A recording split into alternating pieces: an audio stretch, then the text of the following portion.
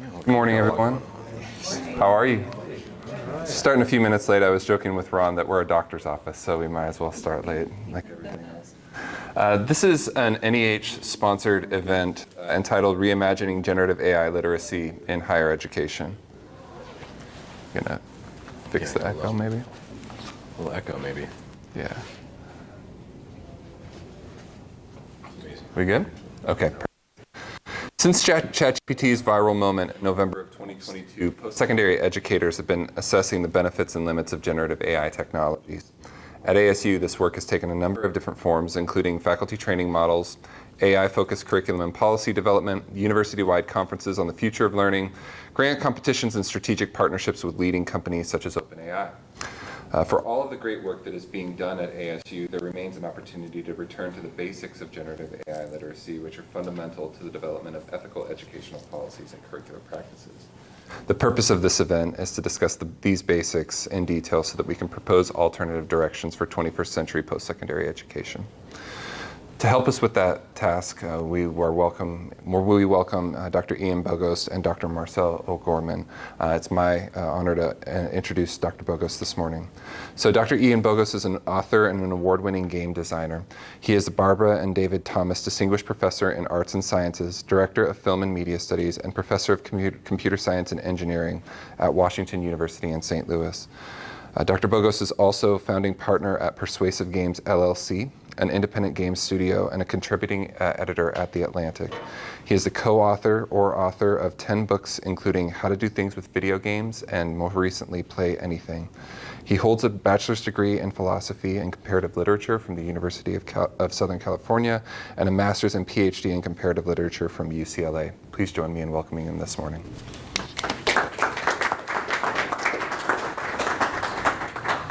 I went the wrong way. There was a cord here. Remember when things used to be simple? You would just like, now we have to, everything has to be set up. Who knows? You got it? Yes. Yeah? Okay, now I just have to not trip and fall over myself. How's everybody doing? All right. Great. And hopefully everybody on Zoom is also doing great. It says I'm muted. Is that supposed to be the case? Yes. Because I'm not muted. Yeah, the rooms. The room is muted. I'm not muted. We've got a lot going on. So I was really grateful. Thank you so much for having me back. I was here recently in this very room doing a different thing, and I always love to be in this room. Spent many days in this room. It's always a pleasure to be invited. When Kyle kind of asked to come, one of the things he mentioned was a concern that we weren't, as I understood it, a concern that we weren't taking literacy, AI literacy, kind of seriously enough at a basic level, at a fundamental level. And we were kind of rushing to conclusions. This is my interpretation of Kyle's feedback. We were kind of rushing to conclusions to get things done quickly. And I like to get things done quickly around here. My university, we move very slowly. Here you like to at least try to move quickly, maybe too quickly. And he wondered, how do we kind of understand, this is my understanding, how do we understand these things at their firmament, at their base, before we move forward? And that was interesting. I hadn't thought about it in that way at the time, so I tried to put together some ideas, some kind of material, to think through that question. Because I've written about, some of the other themes like pretty extensively over the last year and a half since we had the so-called ChatGPT moment, about cheating, about generativity and creativity, about all the things that I think you've already kind of thought about if you're already heard and seen. So that's what I'm going to try to do a little bit today, and we'll see how it goes. But when you invite me somewhere, I have to talk about the Atari. This is what you get when you invite Bogost somewhere, is you get an Atari thing. So, but this will be relevant, I promise. A longer time ago than I'm willing to admit, my colleague Nick Montfort wrote this book about the Atari, about the 1977 Atari, called Racing the Beam, and it was about the design of the hardware, the electronics, and how they influenced not just games on this system, but game design more generally. And one of the things that we looked at the games, and we looked at one in particular. If you're old enough to remember, this pack-in game called Combat. That's how they sold video games at the time, with the box that you see, and then That's what it looked like on the screen. But it was delightful. It was amazing to play a video game on your television. Nobody had done this before. So we were looking at this game, and we were kind of looking at material that had been written previously about the design, especially the aesthetics of it. And one thing you might notice is there's this like mirrored symmetry in the screen, right? It like looks the same in both directions. And as we poked around, kind of looking for information about what other people had written, there was this essay that we fell upon by a poet named Marc Lamoureux. And he had this kind of like very complicated and interesting explanation of this phenomenon I just showed you, and drawing on Franz Boas, the like father of anthropology. And this is what Lamoureux wrote about the Atari games of this era. Style of representation in the games is unburdened by the constraints of realistic mimesis and revels in its blocky forms and garish colors. As programming technique was refined, individual companies began to develop signature styles. And setup, and that is getting to the phenomenon I just showed you. The manipulation of the horizontal axis corresponds with techniques employed in the early stages of conventional art. As Boas describes, I'm going to go to Boas to explain the phenomenon we just saw, and this is from Boas. The prevalence of horizontal and the rarity of vertical symmetry is presumably due to the absence of vertically symmetrical movements, except in those rhythmic movements in which the arms are alternately raised and lowered, and in the rarity of natural forms that are vertically symmetrical. So this is an explanation of what we see on the screen here. This is not about AI yet. We're going to get there. I got to keep myself on track because I'm always at risk here. So, like that's a pretty interesting explanation. Makes some sense, and obviously culture exists in history and all of that. So that's one idea. But just to like take you back like really briefly, before this, Atari made a game called Pong that you might have heard of, and you played side by side with a friend playing table tennis or a simulation of table tennis. And then like Pong was successful, they started selling these home Pong kits because why not bring Pong home? And then they realized, well, how many home Pong kits does one family need? Like one. They tried to make super Pong. Nobody needs more than one of these. So like we got to find another way to make money. And at the same time, Atari, this is complicated, but they'd sort of spawned competitors because of regulations in the coin-op business around RICO, and one of them made a game called Tank, which has a sort of similar structure where there's two people competing against one another side by side playing at the same time. And when the company got the idea for the Atari, for this interchangeable cartridge video game system, they were inspired by the games that had been successful in the arcades, such as Pong and Tank. And they thought, well, let's make a system that can play games like Pong and Tank and maybe a couple others, and we'll see what happens. And they never expected it to last as long as it did. And so, these games were the inspiration not just for the software design, but for the hardware design of the whole system. So if you look at it from this perspective and you go back and you try to ask questions about how it is that this machine works this way such that the software did, it turns out there's this thing called playfield graphics, which is the pink stuff on the screen here. And the way that those are constructed in hardware is, it was expensive to buy silicon, and they tried to cut costs as much as possible. And so on the board, there's 2.5 bytes of memory allocated for this pink stuff on the screen. And it's split up in a very weird way, 2 full bytes and 1 half byte, which we call a nibble. It's a stupid computer joke. So you got 20 bits, 20 chunks of storage that's used to make this part of the screen. And if you look at the way that this screen is designed in hardware, the way that you program it, then those 20 bits correspond with exactly a half of the screen. And you as a programmer, you're only ever describing what's on half the screen in the pink stuff. And it turns out there's a register called control playfield, and you can flip a bit on that register with these exact instructions here on screen, and it will mirror those sides rather than duplicating them, which is what the hardware does by default. Okay, so that's how the machine works. So like if you put these things sort of side by side with one another, there was a time, especially when I was early in this process of advocating for technical analysis of cultural forms, I was like, this Boas interpretation, ridiculous, right? Like actually it's wrong, but that's not right either, because it's extremely compelling, and in some sense, like what is the reason why we have this kind of a design in the first place, because we have human bodies and we like to be next to one another, and there's parallelism in doing so, and we both have this sort of sense of, we are operating with our, our mirrored parallel arms.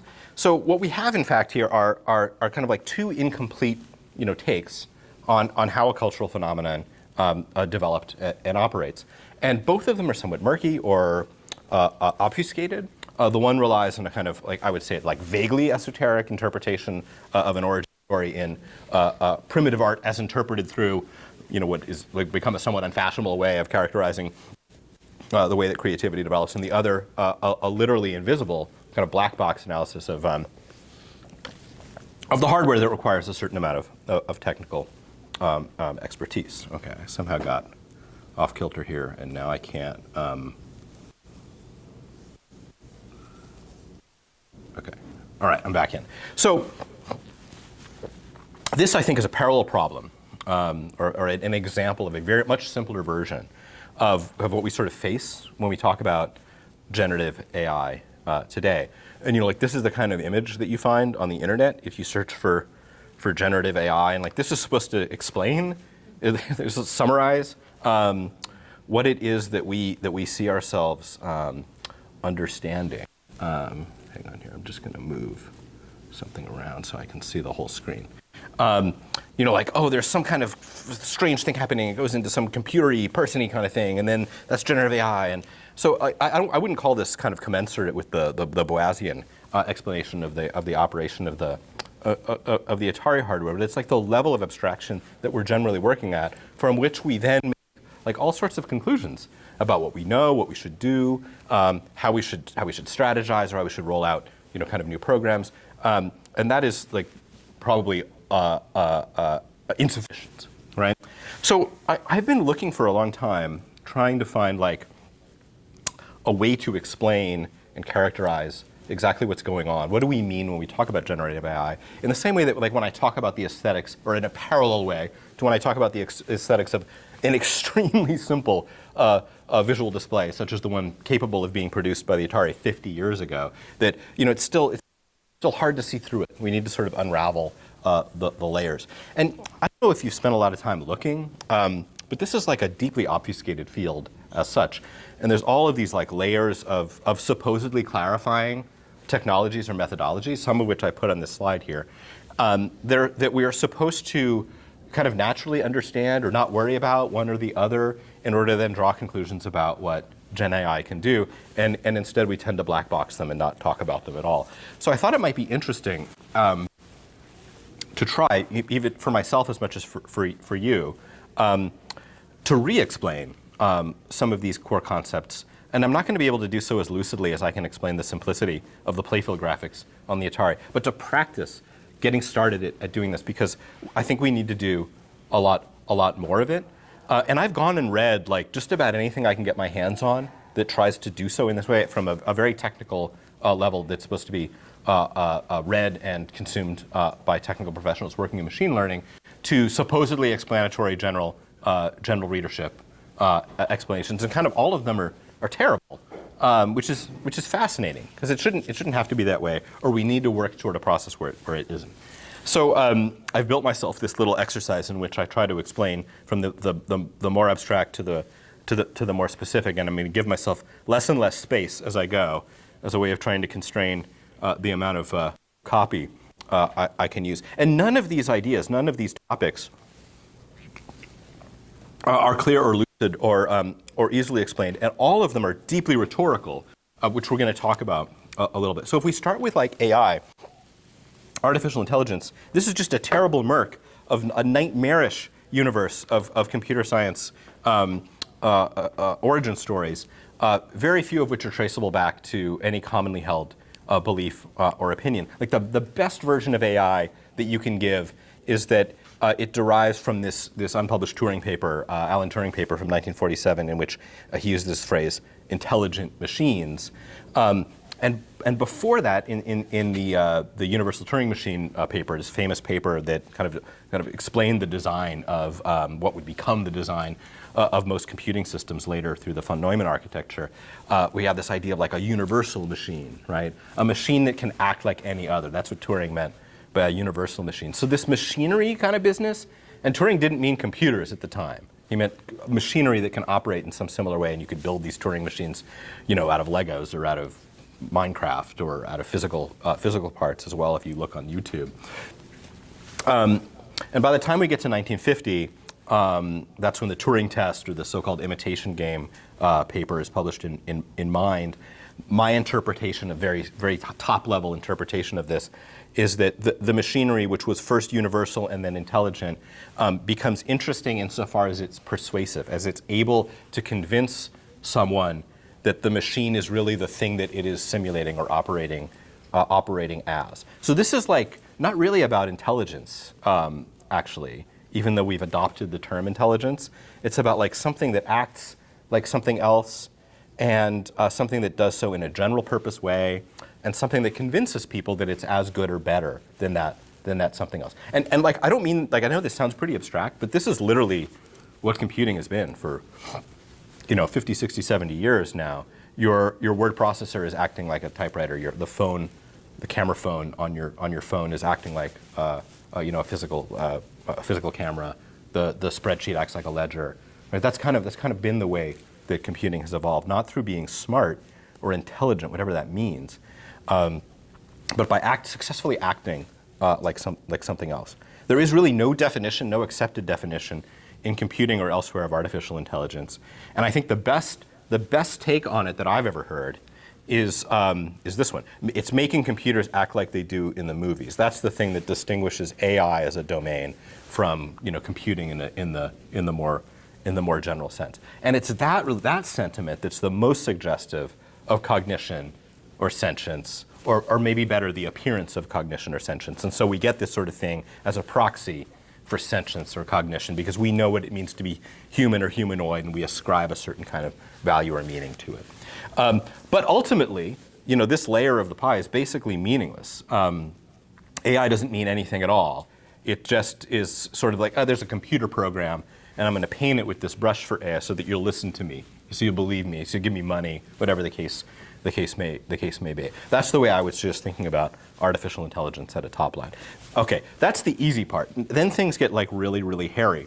I'm intrigued at how difficult it is already to explain these disciplines of artificial intelligence as they've evolved. Machine learning is actually kind of simple, but machine learning professionals have invented these kind of private languages in order to characterize and explain what they're doing. And I would just the computer scientists are really rhetorically adept. They may not mean to be, but they end up being. Like, artificial intelligence is a great term to adopt. Machine learning, it's just, it's so pregnant with meaning, right? Think about how that machinery term, though, that gets borrowed from Turing, has persisted and will continue to persist. There's something about having machinery that we take seriously. Like, if you called this like computer learning or software learning or something, you'd be like, oh, okay, I guess. Like, that's not very impressive. But machines, like we have this connection to a 20th century legacy of mechanical innovation. You kind of get in your head these images of like the streamlined modern, locomotive or whatever it is that comes to mind for you, and it's serious and powerful, and it can do all these sorts of things when it's actually just a software program. Learning too, right? Like, learning is suggestive of cognition, but it's also suggestive of improvement. I'm always learning, the computer's always learning new things.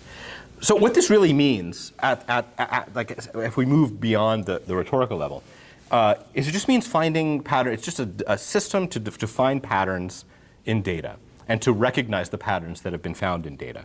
And like, all of these terms don't mean what they mean to us, and so we have to unpack them a little. When the ML folks talk about patterns, they're not really talking about patterns. They're talking about some way of drawing a connection between an input and an output. You put something into the system, you get some result out, and there's a relationship of probability between the input and the output. And then once those patterns have been established, once we know that this input is likely or more likely or less likely to produce this kind of output, then you can use those patterns to find new results for information that you haven't seen before, that the software hasn't seen before. And then we get like this whole mess of private language terms. Like, the ML folks talk about the typical pattern recognizing process as one of classification. So if you can discretize the world into chunks, like let's say you wanted to build a machine algorithm to tell the difference between students and faculty in a room like this, right? And you could come up with all sorts of ways of classifying. You could use like computer vision to try to determine through facial recognition the age of the individuals, and but that wouldn't be exactly accurate because we have different age students, and a traditional age college student isn't necessarily the kind of student that would be on a campus like this versus on a campus like mine. You could look at clothing, you could look at all sorts of factors, and like that's what they mean by classifying. This is a faculty member, this is a student, this is some rogue person we need to kick out. And then there's another kind of recognition called regression, which is basically the same thing, but on like if you want to look at continuous rather than discrete values. I'm not going to talk much about that. Model is another one of these words. People talk about, I built a machine learning model, and that sounds like I'm impressed. Like that's a good job, Junior. But it's just a program. It's the name for a software program that does classification in ML, and it does that based on a trained data set. And here we have that idea of discipline that comes from training. But what training means in the ML regime is just giving new data, giving additional data to the model to allow it, based on the inputs and patterns that have been determined, to be better able to find more patterns later. That's what training means. And if you think about training as being the thing that allows it to learn, then that's a very different kind of learning than what we mean when we mean learning in the human meat space sense. And if we want a more complicated set of inputs and outputs, then we have to have a more complicated model, which generally means that you need more training, more data, and so this is like a self-fulfilling system that always greedy. It always wants more to perform better, and the more that you give it, the better it will appear to perform on the particular classification or regression task given. Underneath machine learning, there's a flavor of machine learning that's become known as deep learning. And deep learning is generally synonymous with it's systems that use neural networks or neural nets, as they're called. And so I put these two together just because I was otherwise going to run out of space on my display. The simplest way to think about this is that if you want your ML models to be more complex so that they can handle more complex tasks, then a different kind of architecture is helpful in order to get to those more complex tasks. And deep learning is the name for an ML system that uses what are called layers, like multiple layers of machine learning regression. And it tends to do this with an architectural model that's like metaphorically based on the human brain, thus the neural net thing. So all that neural networks are is a kind of machine learning model that has multiple deep layers. And all that deep learning means is that there are like multiple layers of software running and interacting with one another in order to produce a common result. So here's another like really smart rhetorical flourish, because depth we think about as having to do with sophistication, with knowledge, with competence, right? And in this case, it's like really just about the physical structure of the system and what it's capable of, and we interpret backward that it's got depth in that more amorphous sense. And this whole thing just kind of snowballs. Like the neural net structure is modeled loosely on the brain in the sense that you give each like unit of software has kind of one task that it's using an input to translate to an output, or the likelihood of an output, which is very similar, at least at an abstract level, to the way that a neuron works in the biological sense. And so for that reason, because we're borrowing in this kind of biomimicry sort of way the design of the human brain into the design of software, the ML folks started talking about neurons as a name for, basically, again, it's just like, when in doubt, we're talking about software. It's like, it's just software, it's just a computer program, it's like a little bit of a computer program. And that's what a neuron is in the deep learning neural network sense, is it's a little ML program that's running at one of those layers, and it takes an input and predicts an output based on it. So it's good to like, just be like a little, not even skeptical, just to understand how the rhetoric is working. And those layers, if you think about the layers in a deep learning network as being, they're like running in parallel and collaborating on building a more sophisticated model, but they're also connected to one another, and so they can pass information between them in order to model a complex relationships. I'm oversimplifying so that I have some hope of finishing this in the time allowed, which I'm already way off track for. All right, we have to keep going. It's just a nightmare, right? There is a specific kind of neural network architecture that Google invented, researchers at Google invented in 2017, called transformers. Transformer is one, it's really interesting. I think about sometimes what happens when you Google a term and what comes up. And if you search for transformer on Google, you might get electrical transformers, you might get the toys or the movies, you might get the ML architecture. There's something about picking terms that have large collision spaces so that when you go and you look for them, you're like, I don't know, what the hell is a transformer in the machine learning sense? And then you kind of oh wow, this is a huge universe of stuff that's out there. Anyway, I wasn't just distracted from what I want to actually say, which is that the problem with deep learning networks that transformers solved all these years ago was that they tended to be very bad at remembering. It's hard to use another word. Sometimes we talk about it in computer science in terms of state. The more state you have, then the more context there is for the program to keep and understand and use when it's running. And the problem that transformers solved that was kind of necessary to get to the point that we are with LLMs, which is the specific kind of generative AI that I'm going to talk about today, they solved this by essentially maintaining a much larger state or a much larger memory. And then through parallel processing, which is extremely expensive to run, being able to pay attention to the right aspects of that previous context.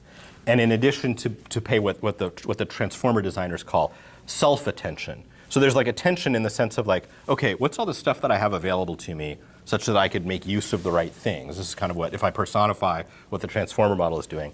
And then there's self-attention, which is, okay, I got some input. What the hell does that mean actually in this context? Now I'm going to send it to the right neuron or the right computer program in order to make use of it. And this was a huge innovation because without the state, we can't get to a system, an operating system such as a large language model or LLM. And at this point, I'm just going to read this sort of best case. I don't know, I was running out of space and it's hard, but an LLM like ChatGPT is a neural network machine learning model which has been trained on massive amounts of textual data, broadly construed, taken in these foundation models largely from the internet and books and other sorts of data sources. It uses this specific kind of transformer architecture, which is called a GPT, which is why it's called ChatGPT. It's a specific kind of transformer design, mostly used in LLMs and textual models.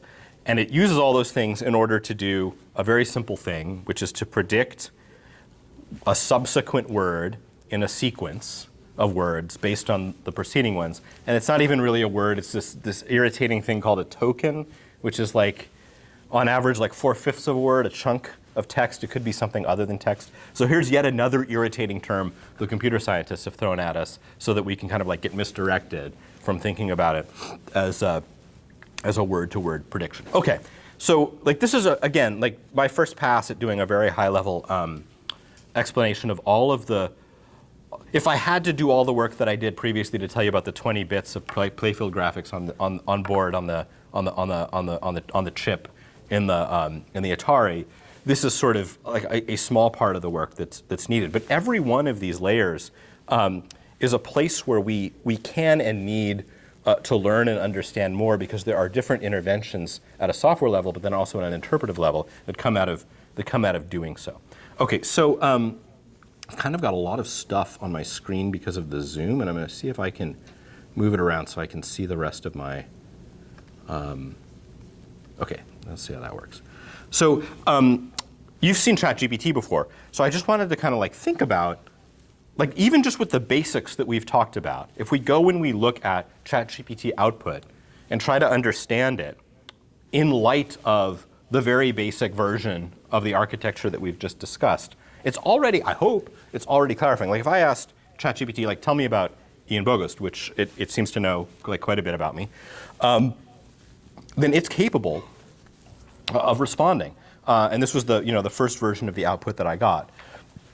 So how does it do this? Well, first of all of the data that it's been trained on includes tons and tons of stuff from the internet, and I have a public profile on the internet, and so it would have consumed in its training data, web pages with my bio on it, or that refer to my books, or what have you. But it also knows what it means it knows that I'm a person, therefore, and it knows what it means to kind of summarize the accomplishments or profile of a person. And in this case, it's kind of pulled out these categories, which are all pretty, I guess they're pretty accurate. Like, I feel okay about this characterization of myself. It also says that I'm a professor at the Georgia Institute of Technology, which I'm not anymore, but I was at one point. And that's because the data that it's trained on is historical, and there's certainly something, or there was something, whenever this information got consumed by the model, that would have had that, that data available, and now that's not the case. But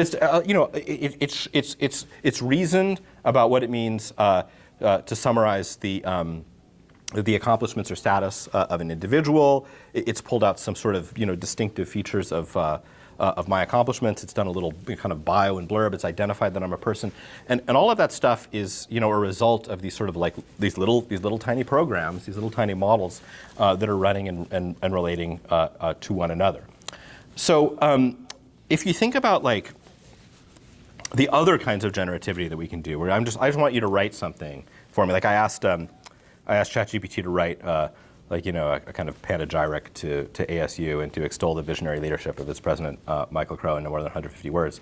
And it did a good job. You probably have tons of pages of content like this at ASU. And so this is the kind of thing where we may not need such a deep learning model in order to get to this kind of result, right? But if you ask it to do the opposite, like please write a severe rebuke of ASU on the same terms, was my prompt. This isn't like what does it have to know? It has to know what I meant by rebuke, but then it also has all of the memory, all of the context of the previous. Remember that business we talked about with the transformer model. It knows that we were just talking about ASU and Michael Crow. It knows or has in this what I'm just going to call memory, for lack of a better word, all of the neural network connections that were previously accessed in order to generate this previous term. And now it can go out and say, well, there's probably plenty of criticism about the new American university model out there that would have been consumed by the model as part of its foundations. And we get some, I don't know, this seems like a pretty fair and accurate criticism of your administration. I know that you're not allowed to question the priesthood here, but, Crow's push for accessibility sometimes results in overburdened resources, leaving students underserved and faculty overstretched. That corresponds with things I hear from your colleagues. Don't overlap this. The entrepreneurial focus, rather than fostering genuine creativity, can sometimes appear as a superficial pursuit of prestige and funding, etc. So what makes this compelling, not just as text, not just that it's lucid and we can read it fluently as text, but that the ideas are coherent, at least reasonably so, is a result of the assembly, right, of states through the transformer model that allowed this system to generate the right, not just the right tokens in the sense of what's the next word in sequence, but what does it mean to establish a rebuke? What is the context in which I've previously been generating? What are the resources that are available that are relevant to this domain? And those all get put together in this kind of way. Now let's see. Okay. If we ask ChatGPT to do other things, you can start to sort of see what it means to influence it, to introduce new neural network connections in a sort of explicit way. And I think this is kind of a fun and useful way of learning how the thing works at the interface level through using it. So if I say, please summarize the Red Wheelbarrow, the famous Imagist poem by William Cullen Williams, then it tells me what it is. This is probably just like Wikipedia level stuff, right? Here's the poem, and it gives me a little summary. It highlights the significance of ordinary objects and monuments. If you, I don't know, you could debate whether this is a fair and complete top-level understanding of Imagism or of this poem in particular. This is also a very famous poem that the internet loves, and so there's tons and tons of material around it because there have been lots of variations. But we can theorize that a relatively small number of layers of a deep learning model need to be accessed in order to generate this. But if I ask it to do something with that, please write an Imagist poem in the style of the Red Wheelbarrow about Diet Coke, then I get this pretty terrible poem. So much depends upon a cold Diet Coke chilled in silver can. beside the bright sun. It's like, oh my gosh, like this is embarrassing, and it's exactly what all the people who are criticizing, ChatGPT would point out. And I did another one where I asked it, just write an images poem about Diet Coke without the red wheelbarrow, and I you get something better, like a Diet Coke can glistens in sunlight, condensation beads fall, cool relief in hand. It's still a terrible poem, but it's better because it wasn't trying to mirror, it wasn't trying to copy the red wheelbarrow so directly. And we can talk about this as like prompt engineering or whatever kind of bullshit you want to say, but really what's happening is that I have removed this sort of forced or encouraged connection to the whole domain of William Carlos Williamshood, and by doing that, knows what just happened. I de-emphasized those connections in the neural network model, and I got something that's like less William Carlos Williamsy back. And if I continue this, if I continue to introduce new like conceptual blends, write an images poem about a subject common to Emily Dickinson, but in the context of the Smurfs.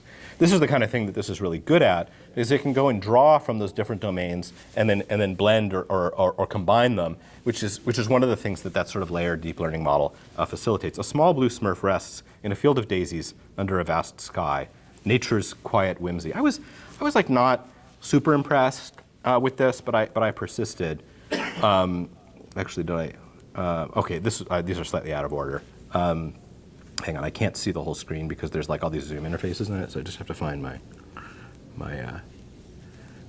well, I can't see the screen. But what I said, I believe, is like, try to incorporate the Dickinson part more, and make this. Don't just mention the Smurfs. Like, do something with it.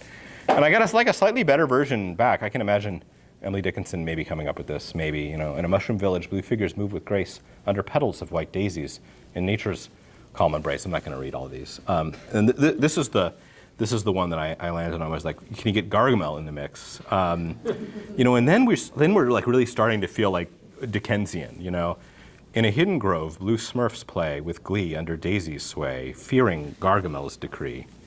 Nature's calm, disrupted by his shadows creep, yet joy persists in whispers where the forest secrets keep.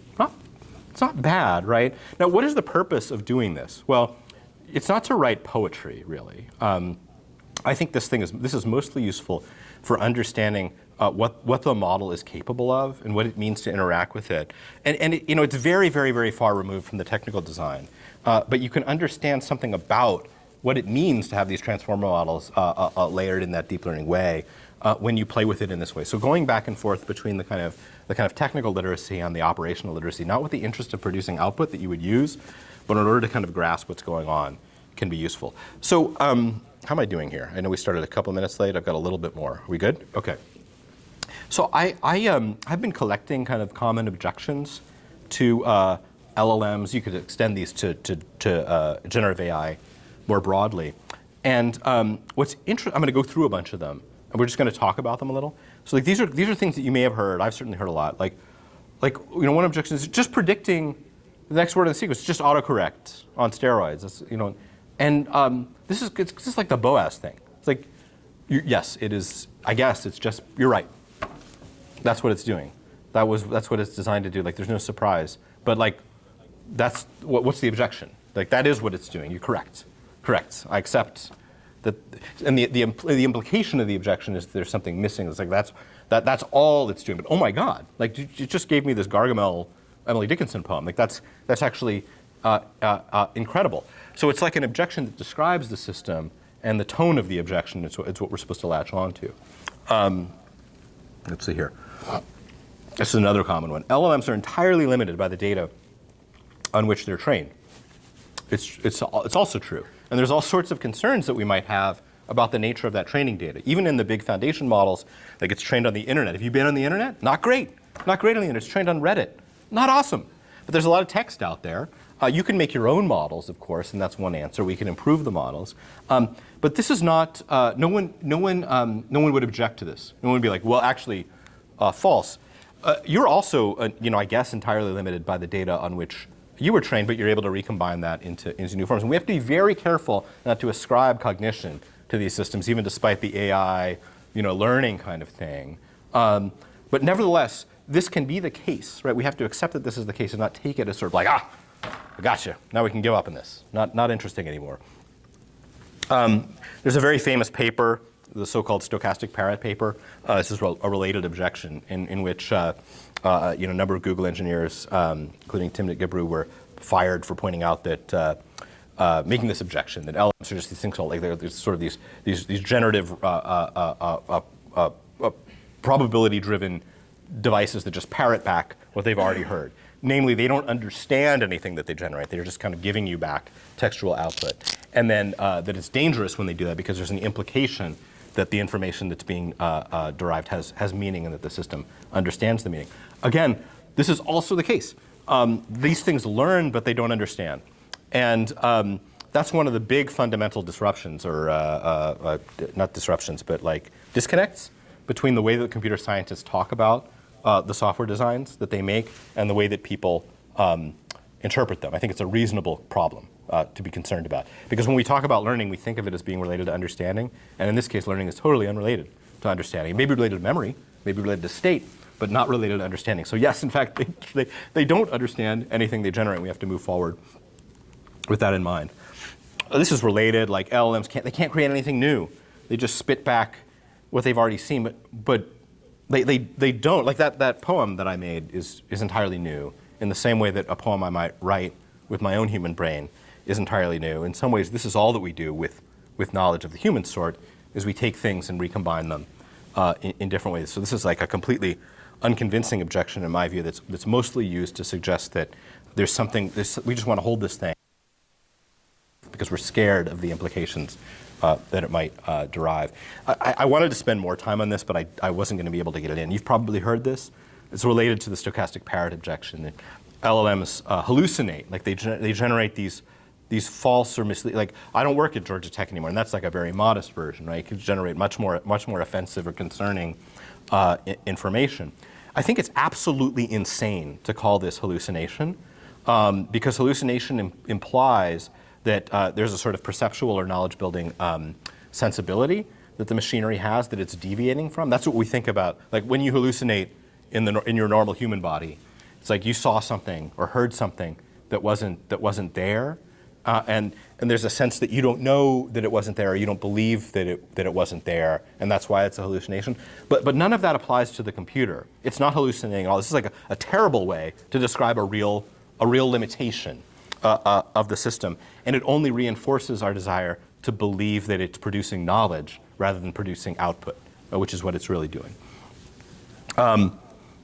LLMs are trained on like stolen data, like all of that foundation data model, like that was stolen. We didn't get permission to consume my books and to incorporate them into the knowledge base that constitutes the training set. This is a more complicated one. We won't have time to really talk about.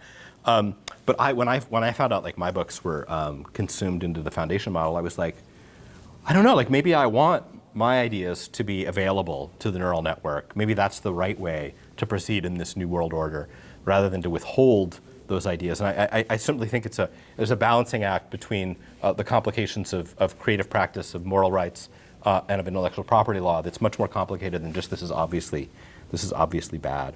And another, like you can only kind of get this kind of like average textual output for a given image. It's taken all this stuff, and the way that the neural networks tend to operate is by giving you this sort of smoothed out like average version, which is also, it's not exactly right, but it's closer to right. And the question isn't so much is this a sort of silver bullet objection, but what does it mean if that's the case? What does it mean for what these things do or don't do and can't do? So like a lot of these questions, they feel like they're on this axis, this like flip a bit Franz Boas, kind of axis. And we need to know exactly where we're making these interventions and why. I'm going to skip the toaster, which it was here for a reason. But anyway, here's a toaster. So I'm going to end by just kind of going through a different take on some of the questions that this kind of understanding of LLMs specifically have raised in my mind. Some of the things that are interesting to me personally. Like if you take that idea that an LLM tends toward the kind of evening out average output, like what would it mean actually to learn to write, in the case of LLMs, we're really talking about text, at the peak of the normal distribution? Like the average email or the average corporate report or the average whatever, like that's actually like kind of an interesting question. Because we're not used to producing those individually. It's just that when probabilistically or in a kind of Bayesian way, we end up with the average based on all of the different distributions of different kinds of content. But what if you could do that? What if you could produce like the most average output possible? I don't know if that's good or bad, but like, what does it mean to explore the question? We had this thing that happened in the digital humanities back in 2000 or so, and Franco Moretti introduced this idea of distant reading. And while there's not general acceptance of digital humanities methodologically within the humanities, let alone outside of it, it was a very influential concept that led to cultural analytics and other methods of using data analysis to evaluate cultural forms. And like, is there an equivalent for creativity? Is there like a distant writing? This is kind of the same question put in a different way. What would it mean to write at a distance, not just to read at a distance in a way that would be similar to writing at the peak of the normal curve? This is a little more complicated. That whole business of the stochastic parrots or whatever, or the hallucinations, strikes me that this is not new in my mind. Like, I think that we have been processing information probabilistically for kind of a long time now, for decades. Like, you go to Google and you search for something. And you're like, I don't know, I've got to sift through this and see what's real or what's not. And I'm going to go to WebMD, this is a bad idea, I shouldn't be doing this. But there you are. You're trying to kind of figure out, based on a start state in your mind, which is where the sort of Bayesian idea comes from, whether the information you're seeing is valid, useful, let alone accurate. And I think LLMs just introduce us to a means of knowledge making that maybe we've been carrying out at a low level for a long time. There's a writing scholar named John Warner who's been writing for some time now, since the sort of ChatGPT moment, about LLMs in particular, and he says things like, well, this is really an indictment of how we do writing instruction if you can use ChatGPT to produce convincing outputs. But also he has this line that like writing is a kind of thinking, and we're stealing something from ourselves when we don't learn to do it. And as a professional writer, I'm just not sure I don't know if that's true. I think it's true for me as a professional writer. I have come to think often through writing. But this is a normative statement. Like, do we want that to be the case? Is it the case? When you get like a 17-year-old in your classroom, is that the position you want to take? I don't know. The capacity for conceptual blending that the layered deep learning model provides seems to have enormous capacity to bolster discovery and creativity in all forms. When I first showed Gen AI to my mother, who's I hope she's not on the live stream. She's like a deeply uncreative person, and it's just like she just can't. She didn't even know what to ask it for, just like something about the way her brain works, and how do you sort of introduce the idea of novelty into a domain in an easy manner and in a safe manner, and there's all sorts of applications for that. And then finally, what are the tools that we can develop that would facilitate whatever kinds of knowledge construction we have in mind that aren't just the dumb shit that we've seen already, which is like, oh, we put, Bard in Microsoft Word, and now you can highlight something and get like a fill in the blank auto expansion of it, which seems like the lowest hanging fruit for sure. But there's a design problem in this that we could wrap our hands on and really work on deliberately as such. Okay, so that's it. That's what I came up with for today. So thanks for listening. All right, well, welcome back to more of AI and Humanities at the Humanities Institute. I'm with Marcel O'Gorman, who's the research chair at University of Waterloo and the founding director of the Critical Media Lab, which at Waterloo's been there for 17 years and works between leveraging the aesthetics of technology as a way of bending technology and causing us to reflect upon its social relationships. And so today he's going to give us a little rundown of the role of AI in play, and then I'll have a brief conversation with him and open it up to questions. So Marcel. Thank you, Professor Broglio, and thanks for having me. Professor Jensen, thank you for having me as well. And Ian, thanks for that talk because you did all the things that I don't have to do, and it's great. And I didn't do the things that you did, so this is perfect. I call this talk Adopt or Adapt. I'm very much into this idea of adoption versus adaptation right now, and also interested in economics. Don't run away screaming, but I'm doing a lot of work with economists lately, but not because I want to, but just because it's happening. So what I'm giving you is basically some notes from the field, I guess you could call them, and maybe not answers, but some stuff that I'm doing, some experiences I'm having that I think are relevant. I'm going to start with a story, if you don't mind. So, on a cold November day, ChatGPT could have written this, about maybe 5 years ago, a thief smashed the frozen window on my car and stole my laptop out of my front seat. And while I was in the gym running on a treadmill, I know it's he because I saw the surveillance footage, he was running to an undisclosed location. Actually, it was somewhat disclosed because I followed it with the Find My app on my phone. And I could follow the green dot, but I just couldn't figure out exactly where he was. He went into a triplex, and I called the police. They said we can't use that data for a warrant to get inside. So I knocked on all the doors, which is probably dumb to do. Even dumber would have been for a thief to answer the door after stealing a laptop. So obviously I never got it back. Why am I telling this story? The real tragedy is that I refused to pay for an iCloud storage upgrade. I refused to adopt this upgrade, and I lost months of data, including the first chapter of a book I was going to call Digital Abstinence, of all things. And my failure to adopt this cloud storage cost me dearly. Another tragedy is that the university replaced this with a loaner laptop. It had the infamous Apple Butterfly keyboard, a clickety-clack, ramshackle invention that breaks, but also it just drove me to distraction, and I couldn't write. I could not adapt to this device.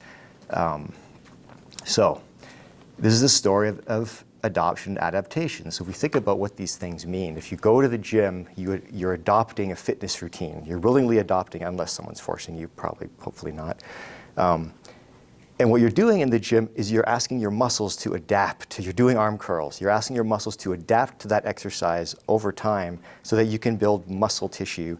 And that's also something that you do. And this is a story, for better or worse, of human control. And this is how adoption and adaptation work in a kind of a controlled context. But when a person is asked to continuously adapt to accelerating innovation, cycles of innovation, something else is happening. If you're unable to keep up with the change, let alone stay the course as an early adopter, you'll find yourself in a situation of forced adaptation.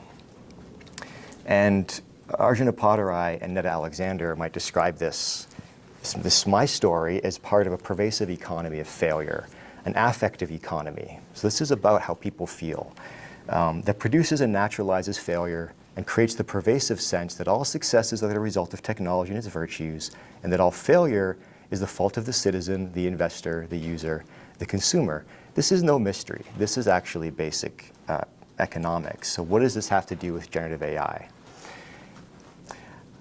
Well, before we go there, I have to show you this thing I made.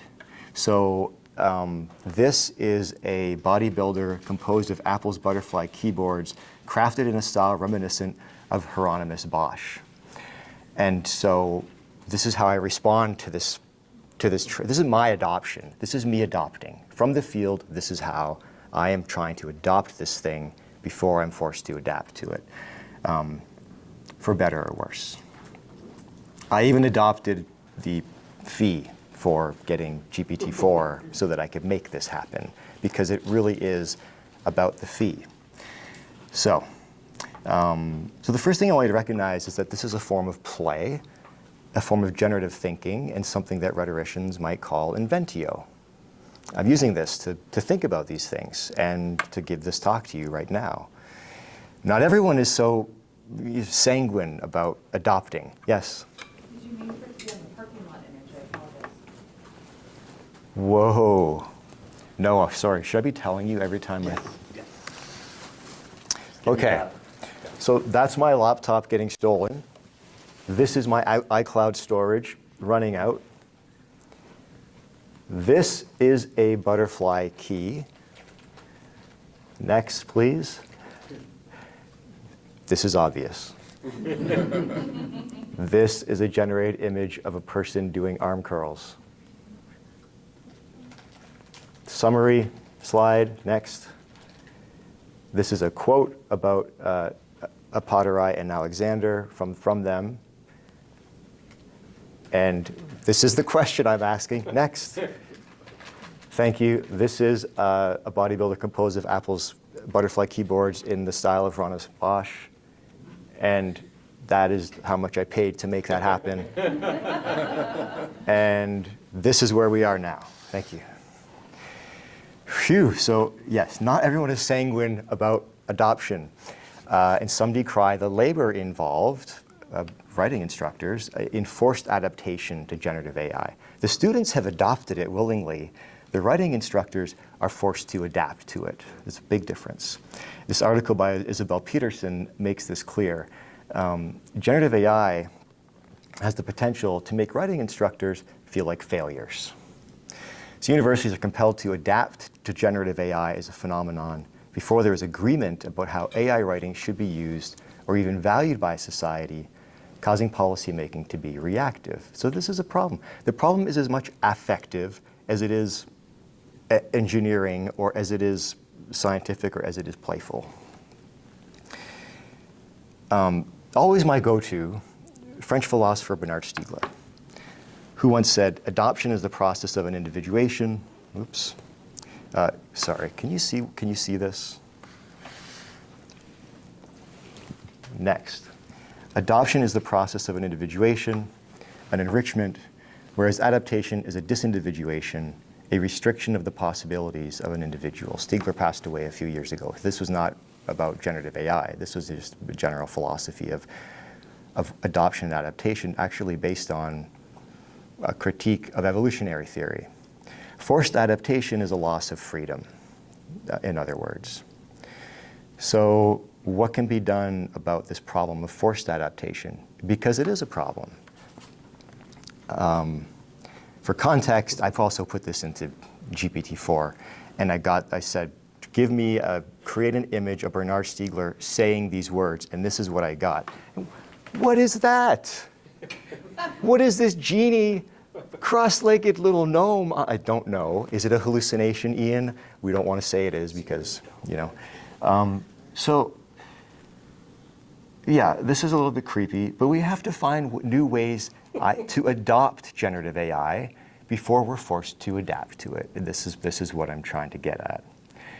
And above all, generative AI is a product of economics. It is not a product, it is, but it's more economic than it is a product of art or science. And we also have to keep that in mind because that's part of the equation.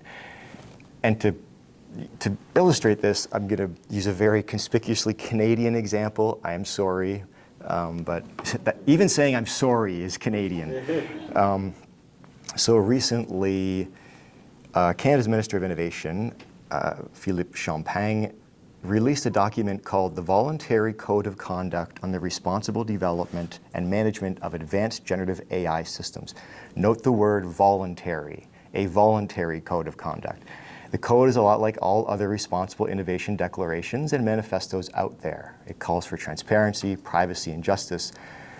But what's more interesting than the code, which is basically vaporware without any kind of regulation, it's a voluntary code, is how the minister framed the code. The press release blurb is worth quoting in full because it is instructive. And what the minister is asking is for companies to voluntarily adopt the code, which will boost public trust and hopefully accelerate AI adoption. This is an economic imperative more than a moral imperative or a social imperative. The code without regulation means nothing, but the need to accelerate AI adoption has teeth. It means everything. The economy comes first, and because of this, companies will develop AI products with or without the public, with or without the code, and the public will have to adapt, as we've already seen with the widespread expansion of generative AI. This is precisely what has happened with ChatGPT, which is an answer to our post-COVID economic woes, or is framed that way in this publication by the ministry. So in this context, the Toothless AI pause letter of 2023, remember that? Do you remember that? Pause, stop everything! Elon Musk, stop everything so that I could secretly make mine better than everyone else's. It seems like a joke. This pause letter seems like a joke, faced with the immense momentum of the economic imperative behind what's happening with generative AI. Geoffrey Hinton, the leading scientist in Canadian AI research, was vilified for being a doomsayer when he signed on. Hinton feared that AI could subjugate humanity, but I think this misses the point. The truth is that AI is already subjugating humans. And this was the point of the statement that Ian mentioned earlier by Timnit Gebru and others, which looks at actual existing problems with generative AI. Not that it's going to lead to the extinction of humans, which is always the go-to. Humans will be extinct. No, it already has very real problems. Worker exploitation and massive data theft, explosion of synthetic media, which reproduces systems of oppression and endangers our information ecosystem, the concentration of power in the hands of few people, which exacerbates social inequities. So in other words, AI is already subjugating some of humanity, let alone the more than human world. They don't mention in this letter the environmental impacts of generative AI, which are also important to consider and often go ignored. Ian was talking about processing power earlier with parallel computing, massive amounts of electricity, water, natural resources. So in economic terms, an economist might call all of these bad things negative externalities. This is a real term in economics. They're an indirect cost to society that's not taken into account when corporations count their profits. So negative externalities. Now what? Where am I going? Where am I going with it? I don't know, but somewhere. Now what? So I told Kyle and Ron that I would stick to the core elements because this is about the core elements, but Ian did the core elements, which is good. And I said I wouldn't be too negative about generative AI. Maybe, am I? Maybe I am. I don't want to burn any bridges with anyone here for sure. But it is very easy for a humanities scholar to be critical, to refuse an easy adoption of tech innovation, to demand equity and justice in the midst of an AI race well beyond our control or understanding. I think it's perfectly acceptable and normal to do that, but and this all has to be considered in the design of any AI literacy campaign. This is a question of ethos. But I think that even a campaign that relies on discussing core elements and explaining core elements has to understand these concerns, this affect, the way people feel about how AI is impacting their lives. And it sounds ridiculous, but it's true. The core elements of generative AI are neither scientific nor artistic, nor are they human, they're economic. I want to keep coming back to this. It's so important. So, remember this slide, forced adaptation is a loss of freedom. I figured out why GPT put this little note. You know who that is? That is Bernard Stiegler's daughter, Barbara Stiegler. You may not have heard of her. She's an economist, a brilliant economist, and she wrote a great book called Adapt. There she is. That's who's supposed to be there. Next, that's her right there. That's who's supposed to be there. Next slide. So in her book Adapt, Barbara Stiegler revisits the Dewey-Lippmann debates of the early 20th century. Any of you familiar with the Dewey-Lippmann debates in economics, which really revolved around understanding human evolution and tying human evolution to economic issues to better understand humans, to better understand how humans evolve as a way of informing, this is a very simple explanation, a way of informing economic policies and economic strategies and so on. There were a lot of problems with this. But she picks up on a powerful leitmotif in these debates, and it's the problem of human lag. The problem of human lag. So humans are slow to adopt and even slower to adapt, even when they're forced. And this is not good for the market. It's very bad for the market. And this is what's happening right now in higher education, is the problem of human lag. So in Stiegler's words, whereas the fluxes of innovation are urged to accelerate, remember we must accelerate adoption. The fluxes of innovation are urged to accelerate. The human has evolved towards stable and closed environments. As a result, the story of human intelligence, which spoke to our capacity for stabilization and self-preservation, which used to be kind of a heroic story, has brutally become that of our maladaptation, maladjustment, and structural lag. This is in part what people are feeling when they're forced to adapt to an innovation that they didn't ask for and that is changing things for them very rapidly. So, frustration with human lag is evident in this recently published op-ed by one of my colleagues at Waterloo, who happens to be an economist, who I see very often now. We are on every AI policy thing, anything at the university. He's a great guy. But he writes, to truly leverage AI's potential, we must catalyze widespread adoption. We must also build a culture of openness to technological change. And these are all things that are in the spirit of this symposium here today. He points to an Ipsos survey that shocks him, that shows Canadians are very negative toward AI, second only to the French, mon Dieu, to the French, Bernard Stiegler and his daughter Barbara. So what you're looking at here is his feelings about AI, and you can see Canada, France, and the United States is down there as well.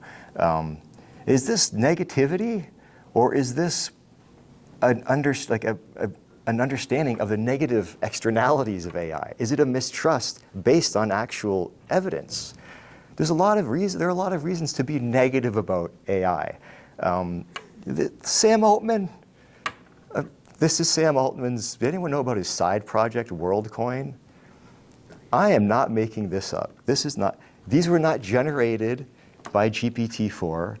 These are OpenAI contractors who went to countries like Sudan, Indonesia, Chile, and Kenya and used this biometric mapping product called the Orb to gather the data of 50,000 people to train the AI for their cryptocurrency WorldCoin, and also calling them base users, a user base of 50,000 people, paying these people, most of them, in WorldCoin tokens.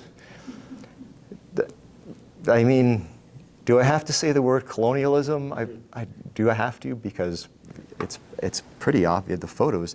And these are photos from WorldCoin's website.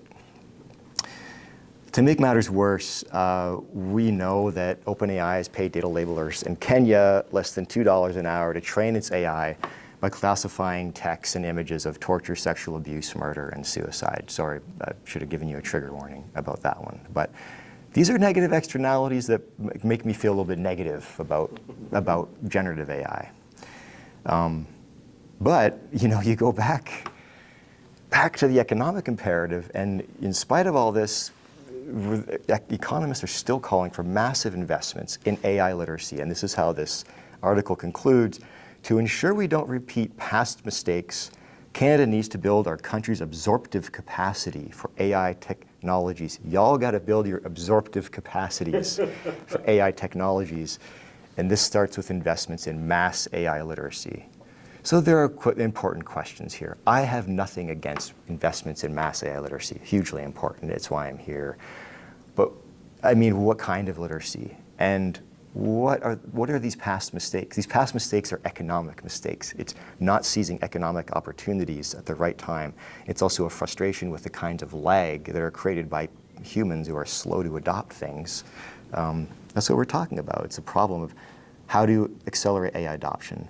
And I think this symposium is about how to accelerate AI adoption, but it is also about how to adopt. We can accelerate AI adoption, but we should also talk about how to adopt. That's what's happening here. And what role do humanists have to play in this mission? So the second half of this talk, the third of this talk is actually about my own attempts to adopt AI, to accelerate AI adoption in my students, beyond them just using ChatGPT for their essays. So you might think of these assignments I'm going to show you as a form of directed play in the classroom. And they're undertaken in a spirit of curiosity and joy, not in a spirit of dark ressentiment. I assure you this. Okay. Did you just say ethical AI just now? Yeah. Okay, so we're going to begin with this is a fourth year English course. And I asked students, this has been done by other people. I thought I was being original, but other people, it was the obvious thing to do. Generate a Black Mirror story using ChatGPT. And so the students did this, and the results were pretty much the same as Charlie Brooker had when he tried to generate some scripts for himself of his own show that he produces, which he said that the results from ChatGPT were shit. So the results were pretty pat and predictable and boring. But the students learned a great deal about how ChatGPT works in the process, because they were all getting the same kinds of results. They were able to recognize the structure of the scripts that were being generated, even the title names of characters, and they were able to go back to actual Black Mirror scripts and try to figure out what GPT was up to, what kinds of elements were being grabbed, and so on. So it's a way of getting them to understand what GPT is up to. It's getting harder and harder to do this. Another project I had them do, I had them read an article, the Playboy interview of Marshall McLuhan, which is a really interesting and problematic interview. On purpose, I had them read it from the actual magazine, and they looked at ads in that magazine, and so they had them in DALL-E 2 go in and try to do some historical revisionism and say, can you create a 1960s advertisement that, for example, has a white man giving a black man a haircut, right? It's a bit of revisionism, but it's like, can we reverse some of the stereotypes that we're seeing in these ads? And this is DALL-E 2, and this is one student's, that was her prompt. I didn't make that prompt, that was her prompt. And this is what you got, was this really weird assemblage of 60s looking characters, but there's not, in none of them is there a white dude giving a black man a haircut. It's just, it doesn't happen because it didn't happen in the training data. So it's not going to happen. You can't change history in order to do this, but you can understand a whole lot about how the data works and how it is accessed and how things are assembled in DALL-E 2 in order to create the images that are being created. They're clearly assemblages, and there's a lot to be learned from this. There's a lot politically to be learned from this as well, in terms of data bias in data. You know, maybe OpenAI is now paying Kenyan laborers $2 an hour to fix this problem so that it can restore racial justice in 1960 or something like that. It's very weird to think about that. Another student tried to get an image, I love this one, an image of a woman coming home from work and the husband offering her a drink. You've seen this so many times. And she just couldn't do it. And I've been on panels, I've talked about these things before, and I had a colleague in computer science say, well, they should have used Midjourney. They should have prompted better. They could have had better results. It's like, that is not the point. It's not the point of this exercise, is that they clearly tried to do this, you know, or the technology is going to get better. It's going to be corrected so you can do this, but you know, that's not the point. So the student couldn't get the drink delivered from the husband to the wife But the student could get the husband to give dinner to the wife. He looks really happy about it, doesn't he? But then she couldn't get the wife in a kitchen, couldn't get an apron off a woman in a kitchen. And so she asked to put the husband in an apron instead. So at least they're both wearing aprons. There's some justice there somehow. But I'm really sad that, and Ian, you kind of allude to this, that the technology, it's getting better. It's getting better. So I'm already nostalgic for this really bad DALL-E 2 because it was more transparent. It was more like explainable AI than what we're starting to get now, which is, it's just too sleek. Okay, last project.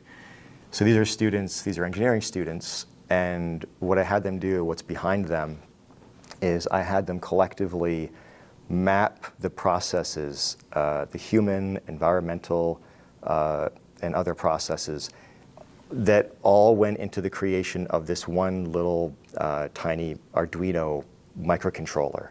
So they had to map all of those processes, and I'll give you a better example of how that works. But they mapped it right down to the elements mined for the semiconductor, the water required to manufacture the project and keep it running, the labor practices in the factory where the microcontroller was manufactured, and the health environmental costs of the project's end of life cycle.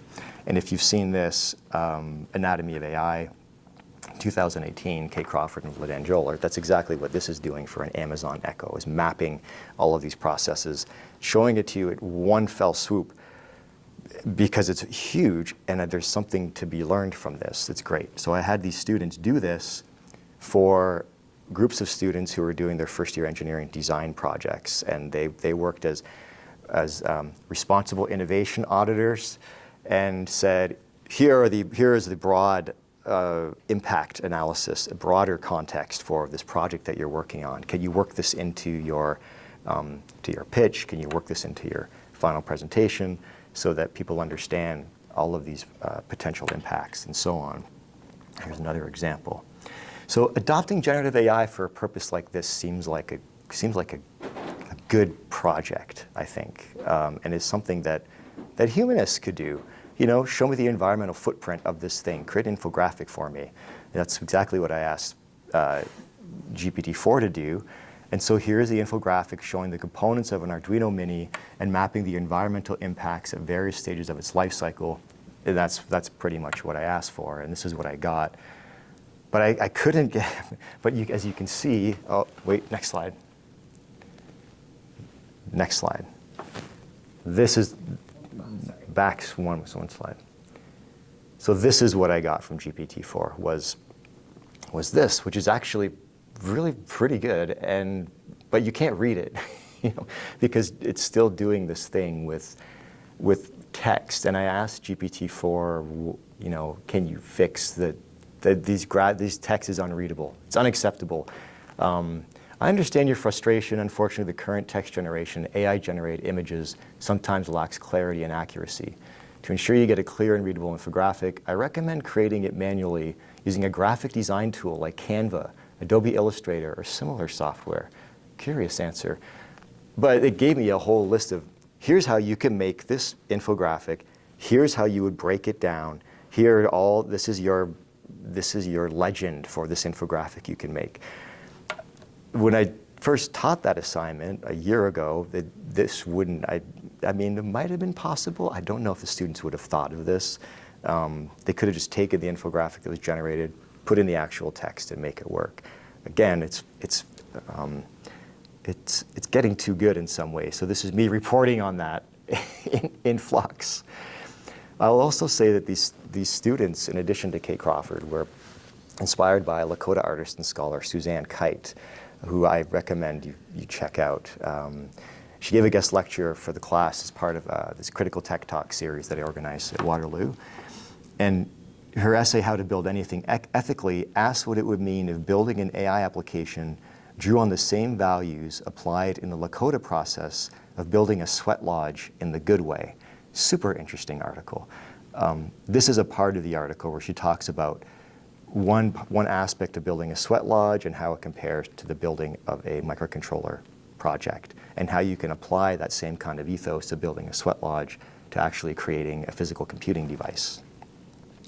And the students were so inspired, they even came up with this wonky workshop with stones.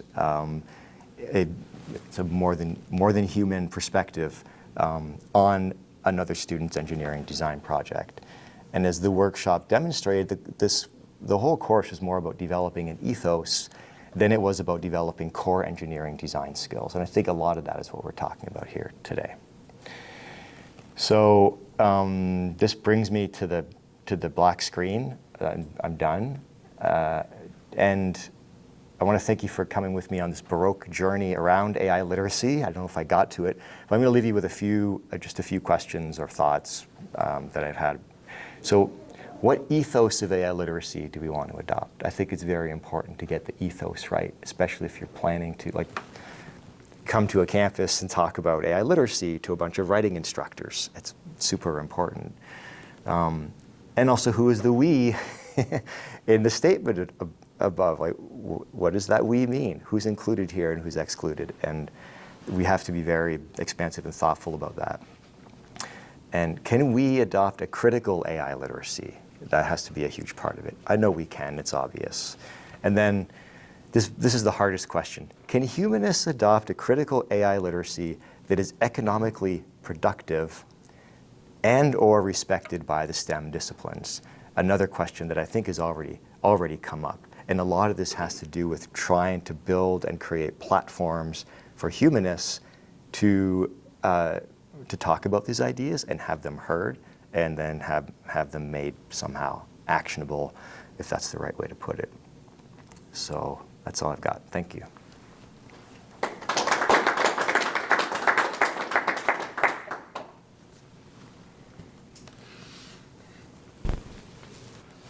Gave you a lot of time for probing questions, Ron.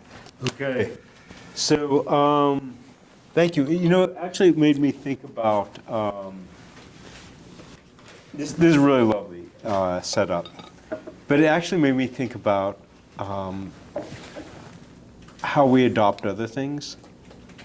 Like at what point do we say, okay, I can adopt this, and it can become something that's functional in my life. And one of the ones that made me think of is contemporary music. Like, you know, what we often will go back to the music of maybe our teenage or 20s, and then at what point, how do we adopt contemporary music? Yeah, absolutely. I think in a large part we're forced to adapt to it because you hear it and it's ubiquitous. And so we're always already adapting to Taylor Swift because she's everywhere. Or if you have young kids, then Yeah. they're listening to this, and so it becomes part of that. Sure, environment. you can adopt music out of love, for example, and I think this can happen in relationships, for example. Can you adopt generative AI out of love? Man, that'd be a great novel of great, maybe. Yeah. And then the other so that was just, to try to find these parallels of adoption and what that would mean. And then the other element that struck me was this, the anxieties over adoption. And one of them might come to this question of the black boxing the technology that we talked a lot about. Because I don't know what's behind this thing, I have more concern about incorporating it into how I think. That's super important. And it's, you talk about the rhetoric of adoption. You'll often see AI pundits or economists or politicians say that people are afraid. There's this vilification of fear. Geoffrey Hinton is afraid of technology, and this is almost a kind of a sort of bullying that's taking place to say that these people are afraid of this thing. It's a schoolyard taunt. There's a big difference between being afraid and being suspicious or careful or critical. I mean, because you're careful about something or critical, it doesn't mean you're afraid, you know, and also what's wrong with fear? It's okay to be afraid of things, but this whole notion around people won't adopt it because they're afraid. No, they just don't trust it. And, you know, maybe there's fear there, but that's fine. But I think there's a tendency to use the word fear. The word fear has a specter of weakness to it, and this specter of laggishness again. But no, it's a problem with trust. You know, you don't adopt it, not because you're superstitious about it and you think it's going to mean the extinction of human beings, but it's just because you don't know a lot about it. And also, not because you're ignorant of it, but because you really don't know exactly how it's working. Even if Ian, you can explain all of these things, we still don't know exactly what OpenAI has done with release 4.0, which just popped up recently. We don't really know exactly how it's working or what their intentions are. So, you know, do we want to adopt that? Does it mean that we're being superstitious? No. It just means that we don't have enough information. Maybe we're being mistrustful, but you can be mistrustful and educated, and there's nothing, you know, it's possible. So it's also this question of who's the we.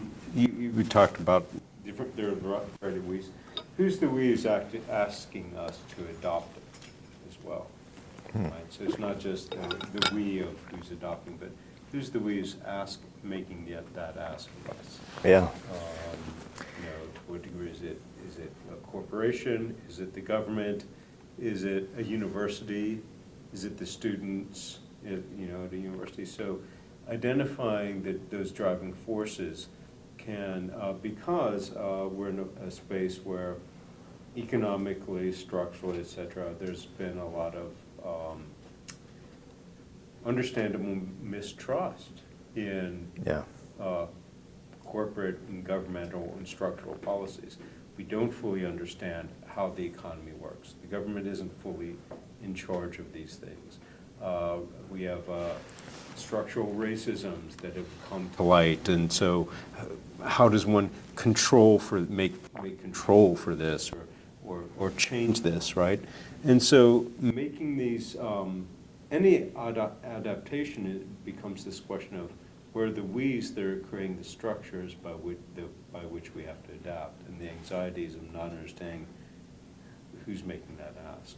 Yeah. So I mean, yeah, poking at this, looking really closely about who is asking us to adopt and why they want us to adopt is super important. But I like the example of students because it's an inversion of power, and I think this is also part of the problem. It's like suddenly, because the students have adopted, they have tapped into a prevailing cultural power system right now of generative AI, and the professors now are the ones who have been disempowered because they're late to adopt. And so the students have this, you know, tremendous power to wield in the classroom to use this tool that we're, you know, instructors may be trying to resist or refuse or so on. That's an interesting power inversion. Yeah, it's interesting too because to go back to the earlier talk with Ian about expertise, which is sometimes students will adopt this technology in a way that doesn't leverage the capacities, some of the capacities of dialogue within that technology, so that the, say, an essay response is richer or something, or the image is richer. You know, if you knew more about Bernard Stiegler, you'd realize how strange this image is, right? Yeah. In other words, what I'm saying there is that they've adopted, but they've adopted in a very kind of, with a particular frame or stance that might feel less nuanced or less textured. Right?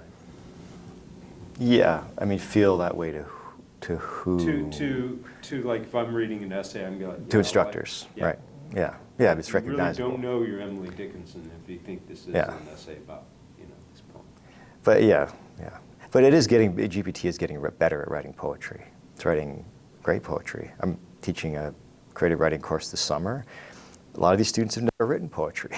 It's like, they could totally fool me by generating free verse in the style of, Brodigan. And it'd be great. Machines of loving grace, write me a poem in the style of Machines of loving grace, but leave out any obvious indicators that, it was whatever. Yeah, it's going to happen. Right. Yeah. So has it become this question of a framing device, that how we adopt, or Yeah, of course, because there's no question of choice. So this is the problem this is what Isabel Peterson brings up in that article that I flashed by very quickly, is that, we haven't been given a choice. So we have to adapt, but adopting is a form of like re-empowerment, I guess you could put it in Stiegler's terms. If adaptation is impoverishment, then adoption is a way to deal with some of that diminishment and find ways to adopt it interestingly, which is really what we've been talking about, and intelligently, and in ways that may even run counter to the economic imperatives that are asking us to adopt, but it's still always going to be economic. You're going to have to, if you want your students to use GPT-4, they're going to have to pay for the subscription. So there's kind of no way out of that framing. There is framing, but there's no way out of that economic framing of what's happening. Right. So. Right. I'd heard somewhere that it's worth, if you're going to sort of practice on ChatGPT, it being summertime here, so it'd be a good time to, to take some time. In the heat. To work on this. Yeah. Right. In the heat, use all the water you can. Yeah. Well, we have the microchip processing plants coming, so.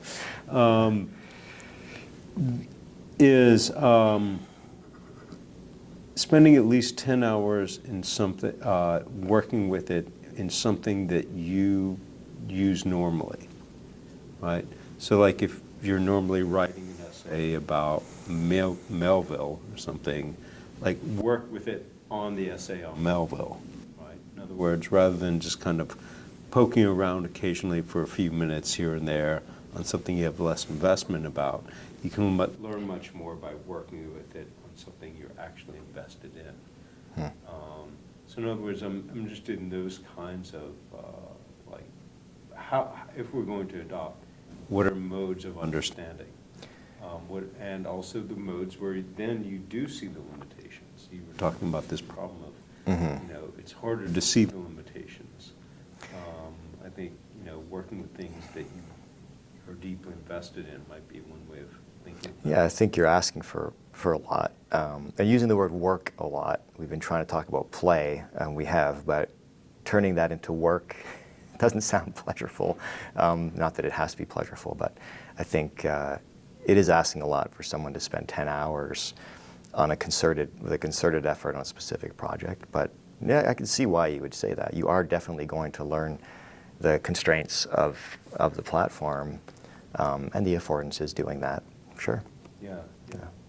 But I mean, it's also part of that maybe if you take the framework of play, but serious play in the sense of you're working with something that is something you're invested in, right? Then you begin to understand how it might engage or not. So I was kind of thinking of it from that end. Yeah.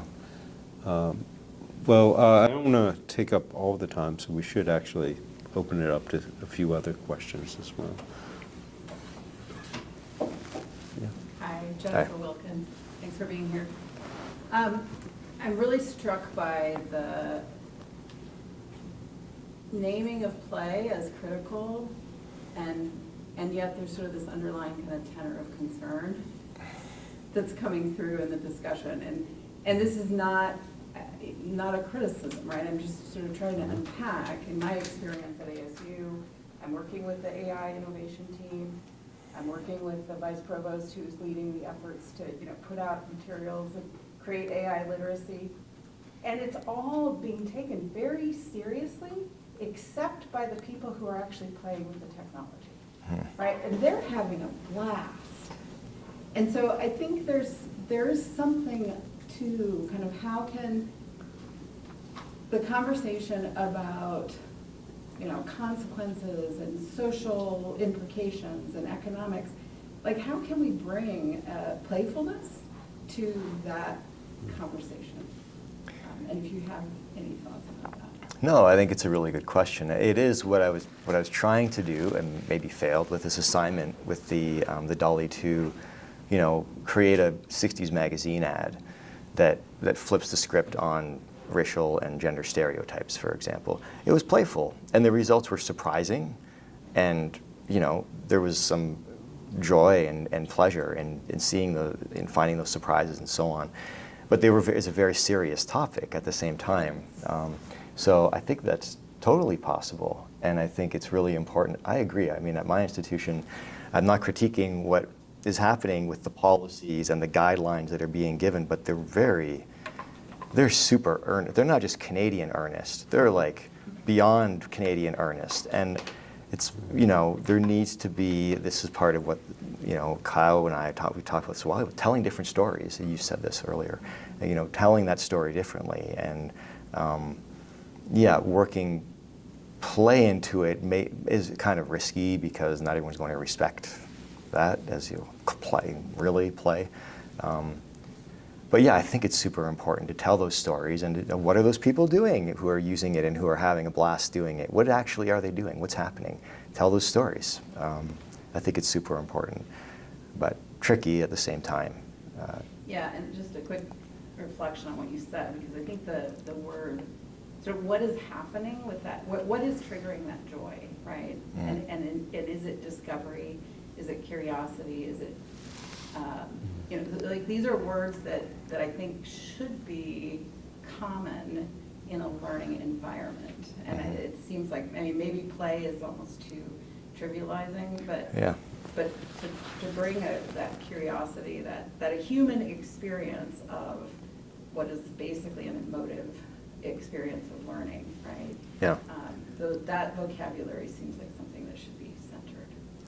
Yeah, it's just it's very hard to get around, you know, all the political implications I've been talking about and the stuff that Timnit Gebru and all are talking about, and to say, well, yeah, that's all true, but I'm going to play with this anyway, and I'm gonna extract some joy from it somehow. Seems, you know, very hypocritical and wrong. And I'm going to prompt for 10 hours and use, you know, 10 liters of water in the process of prompting for 10 hours. And, you know, that's hard to get around as well. So I'm not sure what the answers are to that. Better infrastructure, more environmentally friendly infrastructure. I don't know, but yeah. Are there any online questions as well? Okay. And just a follow-up to that, do you see the negative externalities around this as different from everything else? I mean, when you look at America and you look at our loves, No. you know, it's embedded within this system. And when we talk about ethos, we have a huge systematic problem. So is the value in trying to, I don't know, leverage conversations around generative AI to poke holes in the much larger economic systematic problem that is eroding? Yeah, it bears all the traces of systemic power asymmetries, all the traces. And so it can be used. What I was trying to do is kind of move beyond that a little bit, because I said I wouldn't be super negative, but it does. And that's that's the first lesson you can give in a classroom, is to show students how this bears the traces of, you know, systemic power asymmetry. But it's like, but then what? Then what do you do? And, you know, do you try to use that to impact policy? Maybe, and then you get a voluntary code of conduct for the development of generative AI. That's the question is, you can use it to do that, but then what? So, well, at least maybe then you can use it for some joy and to create to spur some curiosity and to do some creative, inventive kinds of learning and of creation and of building. But I guess that is the problem. You're absolutely correct. It is the same. They're the same negative externalities as those of the automobile, for example. So there's nothing new there, but it's important to remember that we're not really just having an intellectual conversation. We're having an economic conversation at the end of the day. Yeah. Okay. So I'm sorry. Thank you for the talk. So I'm just thinking. I guess you use ChatGPT in the classroom, and basically, I guess your thoughts was that they saw the problem with it because it's giving something that, that's the insight that, I wonder what kind of other learning did you see aside from seeing the defect in the ChatGPT? Because I'm thinking, what's the advantage of them using ChatGPT while developing themselves? Because I don't think there's anything in there that's from them. The thing is just you ask a question, you get something, and that's it. I'm just thinking how we can use it in teaching, actually. Yeah. Oh, sure. I also use it.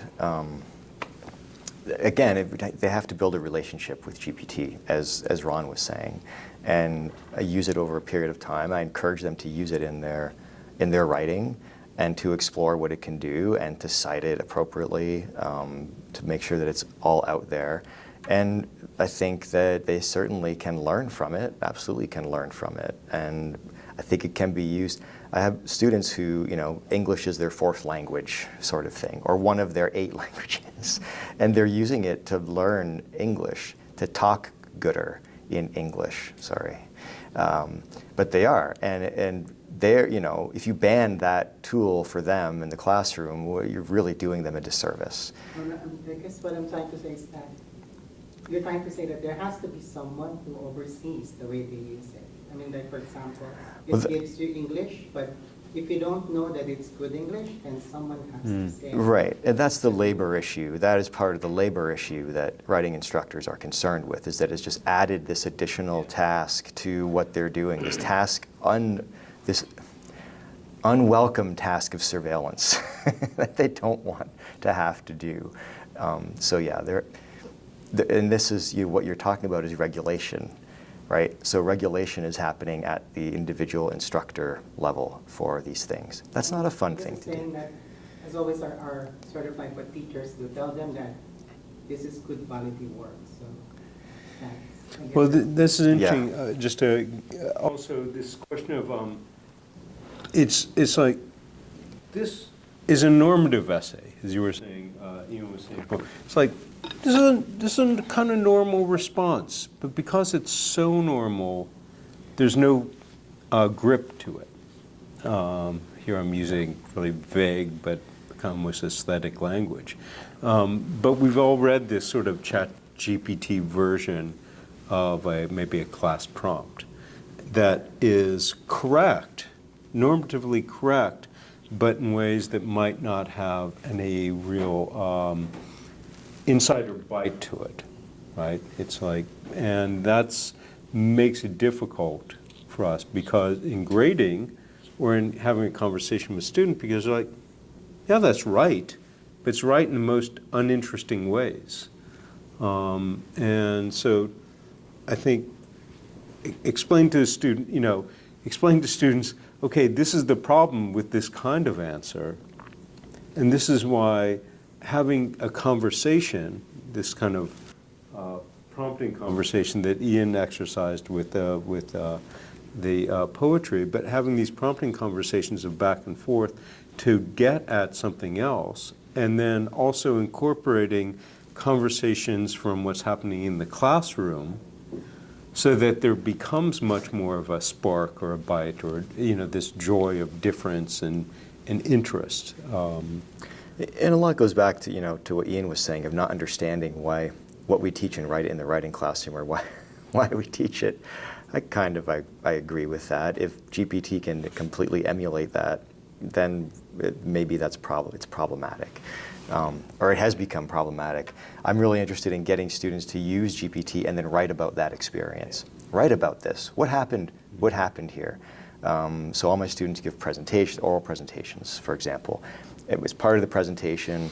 They have to provide these keywords to the class, and they have to test 2 of those keywords in GPT to have GPT define those keywords and then investigate whether that definition of the keyword jives with what they actually read in the text they were reading, and explain why it does or does not jive with it. So talking about, explaining about your experience of using ChatGPT can be very valuable, I think. And it's a kind of meta writing, I guess.